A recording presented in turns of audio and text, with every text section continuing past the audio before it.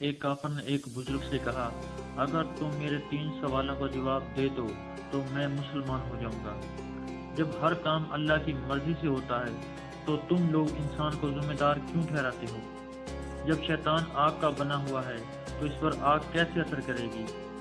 جب تمہیں اللہ تعالیٰ نظر نہیں آتا تو اسے کیوں مانتے ہو؟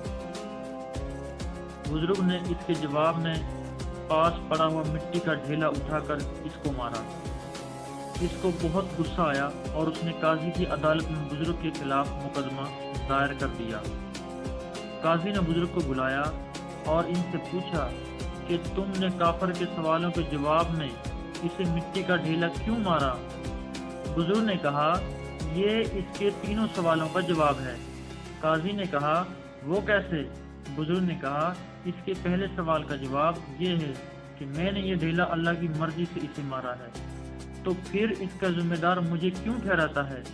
اس کے دوسرے سوال کا جواب یہ ہے، انسان تو مٹی کا بنا ہے، پھر اس پر مٹی کے ڈھیلے نے کس طرح اثر کیا؟ اس کے تیسرے سوال کا جواب یہ ہے کہ اسے درد نظر نہیں آتا تو اسے محسوس کیوں ہوتا ہے؟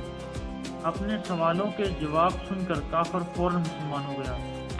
دوستو، جو لوگ اللہ تعالیٰ کے لیے اپنی زندگی وقف کر دیتے ہیں، اللہ رب العزت ان کی تربیت کرتے ہیں اور کس طرح پر کیا بات کرنی ہے اللہ تعالیٰ انہیں سمجھا دیتا ہے۔